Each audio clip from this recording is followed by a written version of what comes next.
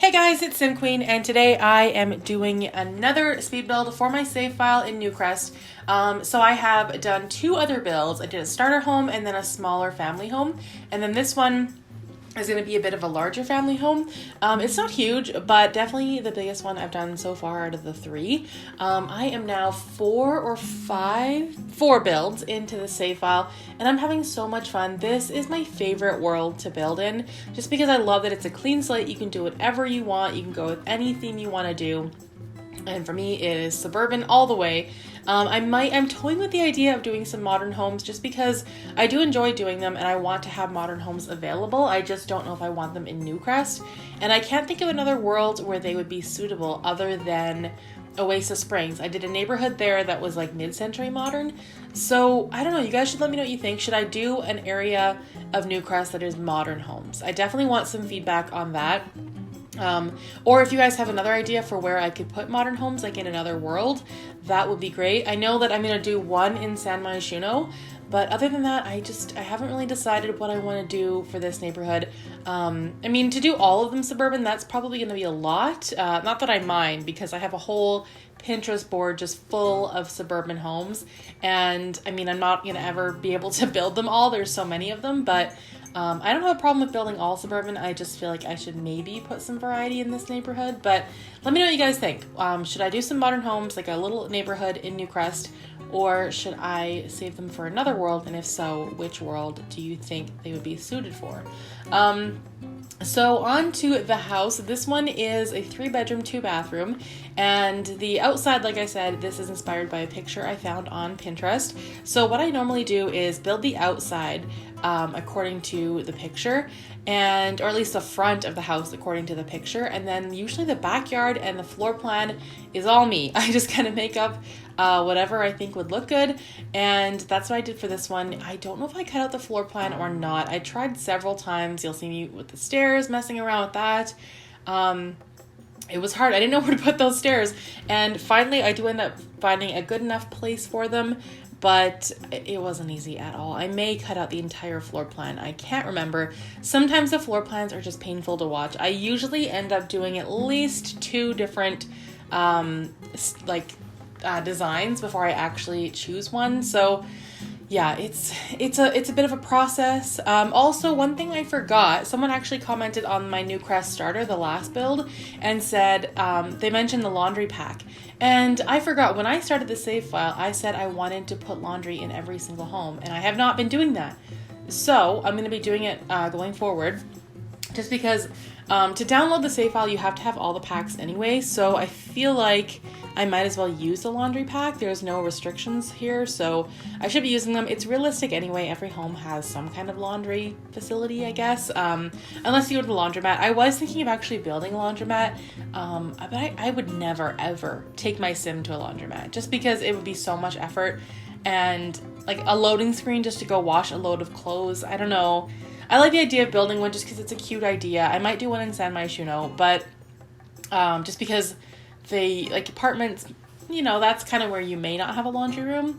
But yeah, just as a cute idea, I may do that, but I doubt anyone would ever use it. Let me know, would you use a laundromat when you're playing The Sims 4? Because I don't know if it's worth it, But laundry, I will admit that washer and dryer is very expensive. I don't remember how much exactly, but they're not cheap. And then we only have one option. In The Sims 3, we had like a cheaper washer and dryer, and then we had a more expensive one.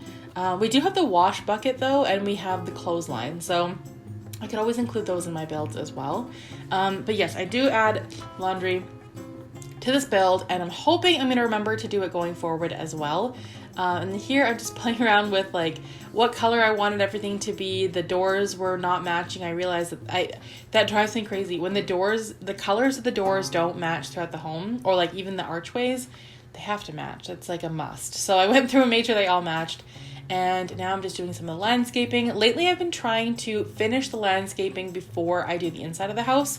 Just because usually by the time I am done the inside, I don't want to go back out and do any more landscaping. I feel like I'm just done with the build. So if I finish the landscaping and I put a lot of effort into it and just get that all out of the way, I can focus on the inside, and then when it's done, it's done. I don't have to add any more details. So that's what I'm doing here. I am not the best landscaper. I will be the first to admit it. I think I'm getting better though. I will watch, Simlessly has given me a lot of tips. I watch a lot of her, well, all of her videos, and I think that that's like my inspiration for building. I absolutely love Simlessly. And I discovered a new builder, well, new to me, and I want to recommend her to you guys. Her name is Miss Sim Reno, and she is very much like Simlessly. She has the same kind of style. I love her voiceovers. I love her builds. She's a great builder, and I highly recommend checking out her channel. I find her very inspirational as well, and I'm totally hooked on her builds. So yeah, definitely check out Miss Sim Reno. She is awesome. And of course, Simlessly if you haven't already. And yeah, so now for the backyard here, I think I actually ended up furnishing. Is it really furnishing or is it just decorating the backyard?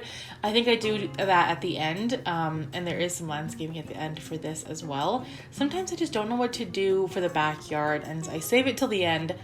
But I do struggle with backyards so much. I feel like all my backyards look the same. And another issue is that with a lot of the homes I find on Pinterest, it just shows a picture of the front, not of the back. And so I have to make it up as I go, and that is a bit more difficult because I don't have any other ideas other than what's already in my head. So I think what's helpful is to find homes on Pinterest that show like the full floor plan, the backyard, everything. That way I don't have to just use my imagination and it turns out the same every time. I think that is the key. So we are now on to the furnishing. I love how this, I like how the whole thing turns out, but the main floor especially, I'm really happy with it. I was trying to go with this little angled or curved, I guess, island, but it just didn't look quite right. I love the idea of it, but I don't know, it wasn't quite working for me. So I ended up going with this little L-shaped island instead. And I'm really happy with how this turned out. So I should probably tell you guys a little bit about the townies that I have created for this home. And they are actually inspired by the previous owners of the home that my husband and I bought. We've been in this house for about a year now, just over a year. And when we came to look at the house, it was really nice, but it was a mother and a father. They were actually in the middle of a divorce, which is sad, but they have a 3-year-old daughter. And so the upstairs of my house has like it's a split level, I think is what you would call it. And the upstairs has 3 bedrooms. And so there's the master bedroom, and then there's 2 other bedrooms, and both of those bedrooms were for their 3-year-old daughter. She had one room that had like her bed and her dresser and like closet, all of that, and it was like cluttered with stuff. She had so much stuff, and it was all like bright pink and bright purple, and that's the room I'm currently sitting in right now. That is now my computer room, and there is this feature wall. It's still here because I haven't gotten rid of it, and it's bright blue, and it's got like a llama decal on it, which is really weird, but it's weird that I still have it. And yeah, so that was her first room. And then the second room was just all her toys. It was like Barbie Central. There was a dollhouse, maybe even 2 dollhouses, tons of Barbies, like a little tea set, like a table and chairs. This child was so spoiled. And yeah, she had a ton of toys. So that's what I did in this house. I pictured a husband and wife, and they don't have the happiest marriage. I don't exactly know what they do for careers. I think I will have the mom be a stay-at-home mom. And I like that. I guess I shouldn't say that everything is inspired by the people that own this house before me, because I don't want to like use their sad story as a story for my Sims, but I don't know what their jobs were or anything like that. I just know that they had a 3-year-old daughter who was very spoiled and had 2 bedrooms, and that's pretty much where the similarities end. So that's pretty much the inspiration that I'm using. A spoiled child lives here that has 2 bedrooms. And yeah, her parents, like I said, they are not that happy. They fight a lot. They're not, well, I guess I wouldn't say that they fight a lot. They're kind of at a point where they're not sure what's going to happen with their marriage. And so I'm going to create 2 Sims that are married but don't have a very good relationship. And I think it would be fun to play with these Sims and just figure out if they should stay married or if they should work on things, or if they should separate. So I don't know. I just feel like that's a realistic story. It may not be a happy one, but the one thing they do share in common is their daughter, who they love and they spoil her so much. And I don't think she would be like a bad child. When I think of spoiled, I often think of like a bratty child, but I don't see her that way. I think she would still be a very pleasant child. Just her parents shower her with love and everything she could ever want, but she's still a pretty good kid, I think. And I was going to have her be a toddler, but I did change it, and she is a child. So I was also going to have them have a few pets as well, but I did forget to put in some pet stuff, so they don't actually have a pet. I could add it later, but I decided not to. So I thought that maybe the dad works a lot, and I don't know, maybe work is like his escape from his home life or something like that. And the mom is a stay-at-home mom, although she only has the one child. So maybe like some kind of, I don't know, like some kind of work from home situation would be good. I did put a computer in the living room and like a little sort of office area, I guess you could call it. So she could always work from there. But yeah, I didn't really have a career in mind for her. For the husband, I was thinking maybe a cop, like a detective or something like that. Just a career that involves him being at work a lot is what I had in mind. So yeah, that's pretty much what I've got in mind for these townies. I haven't created them yet. I create them in my mind and then I make them later. I am so behind in creating my townies. I haven't done any of them for Oasis Springs. I have them all in my head. I have them written down in a notebook. I just haven't actually gotten around to making them. I do enjoy creating Sims in CAS. It's just that I don't enjoy, I'm not very good at like making my Sims look different, like their face. I know it sounds weird, but I'm good at giving my Sims makeovers and dressing them and dressing them for their character, but to actually create different looking Sims, I'm really not that good at. So I often have to go into the gallery, find a sim, and then just tweak that sim and change it to be the sim that I have in my head. But I'm so bad at making their faces look different.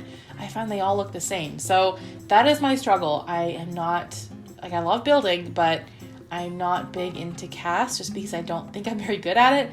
So that is my struggle. And so now we're on into the living room.